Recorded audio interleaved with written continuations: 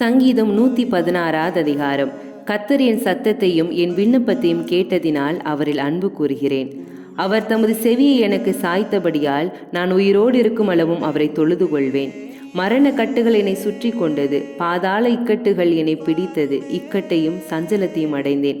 அப்பொழுது நான் கர்த்தருடைய நாமத்தை தொழுது கொண்டு, கர்த்தாவே என் ஆத்துமாவை விடுவியும் என்று கெஞ்சினேன். கர்த்தர் கிருபையும் நீதியும் உள்ளவர், நம்முடைய தேவன் மன உருக்கமானவர். கர்த்தர் கபடற்றவர்களை காக்கிறார். நான் மெலிந்து போனேன், அவர் என்னை இரட்சித்தார். என் ஆத்துமாவே, கர்த்தர் உனக்கு நன்மை செய்தபடியால் நீ உன் இளைப்பாறுதலுக்கு திரும்பு. என் ஆத்துமாவை மரணத்துக்கும் என் கண்களை கண்ணீருக்கும் என் காலை இடறலுக்கும் தப்புவித்தீர். நான் கர்த்தருக்கு முன்பாக ஜீவனுள்ளோ தேசத்திலே நடப்பேன். விசுவாசித்தேன், ஆகையால் பேசுகிறேன். நான் மிகுதியும் வருத்தப்பட்டேன். எந்த மனுஷனும் பொய்யன் என்று என் மனக்கலக்கத்திலே சொன்னேன். கர்த்தர் எனக்கு செய்த எல்லா உபகாரத்துக்காகவும் அவருக்கு எண்ணத்தை செலுத்துவேன்.